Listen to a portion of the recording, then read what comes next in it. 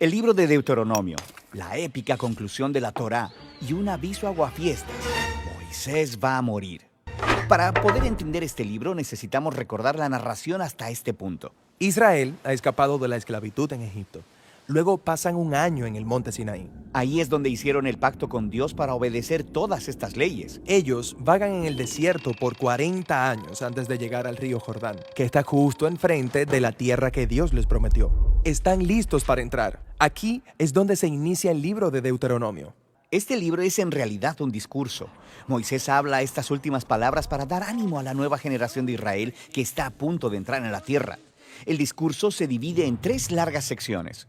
Moisés comienza la primera parte del discurso con tono sombrío porque está resaltando la resistencia y rebelión de Israel en los últimos 40 años.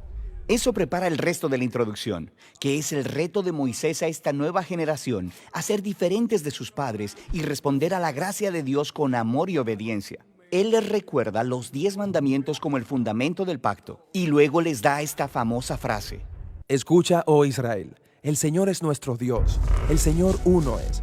Amarás al Señor tu Dios con todo tu corazón, con toda tu alma y con toda tu fuerza. En la tradición judía, esto se conoce como el Shema, porque la primera palabra hebrea en la frase es Shema Israel. Esta se convirtió en una oración muy importante del judaísmo, que se pronunciaba 2 veces al día. Enfatiza el compromiso exclusivo de Israel con su Dios, el único Dios verdadero que los amó y los rescató de la esclavitud. Están a punto de entrar en una tierra donde los habitantes están adorando a muchos otros dioses. Moisés piensa que la lealtad al Señor su Dios es el único camino a la vida. Nota estas palabras claves en el Shema. Escucha y ama. Encontrarás estas palabras por todos lados en la introducción de este discurso. La palabra escucha en hebreo significa más que solo dejar entrar ondas sonoras en tus oídos. Incluye la idea de responder a lo que oyes. Para Israel, esto significa responder a la gracia de Dios obedeciendo las leyes del pacto. Escuchar siempre está seguido de amar. Sí, el amor es la verdadera motivación para obedecer las leyes. Israel no obedecerá sin amor y ellos no aman verdaderamente si no obedecen. A lo largo de todo el libro hay una fuerte conexión entre amar y escuchar. Moisés les dice que si escuchan y aman, cumplirán su llamado original como la familia de Abraham, para mostrar a todas las naciones la sabiduría y la justicia de Dios, y así convertirse en bendición para todas ellas. La segunda gran sección de Deuteronomio es un conjunto grande de leyes y mandamientos. Es ahí de donde viene el nombre del libro. Deuteronomio significa una segunda ley. Esto es porque ya hemos escuchado con anterioridad muchas de estas leyes. De hecho, en la primera oración del libro se nos dice que Moisés está explicando o aclarando leyes. Está repitiendo y expandiendo las leyes, haciéndolas relevantes para esta nueva generación. Hay leyes sobre cómo Israel debe adorar a Dios, leyes sobre su estructura de liderazgo, leyes sobre la justicia social y luego más leyes sobre su adoración. Ahora, después de todas estas leyes, Moisés advierte a Israel sobre las consecuencias de su obediencia o desobediencia, o en sus propias palabras, la bendición o la maldición. Si ellos escuchan y aman, experimentarán bendición y abundancia en la tierra. Si no lo hacen, habrá hambre y plagas, y serán forzados a salir de su tierra hacia el exilio. Eso nos lleva a la sección final de su discurso. Aquí Moisés dice, hoy pongo delante de ustedes la vida o la muerte, la bendición o la maldición. Escojan la vida. Pero luego las cosas se ponen muy interesantes. Después de 40 años con estas personas, Moisés sabe que ellos no van a obedecer. Predice el fracaso del pueblo y aún su futuro exilio fuera de la tierra prometida. Él se enfoca en lo que piensa que es la verdadera causa del problema. Tienen corazones duros y egoístas.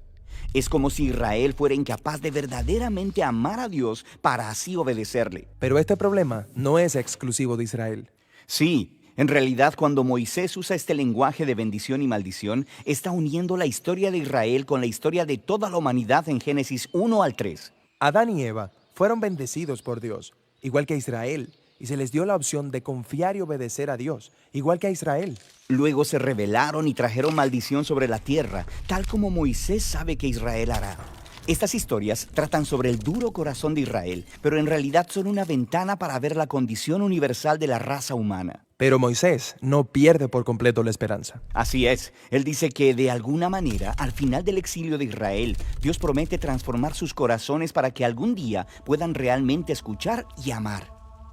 En los capítulos finales, Josué es designado como el nuevo líder de Israel, Y luego Moisés toma toda la ley de Israel.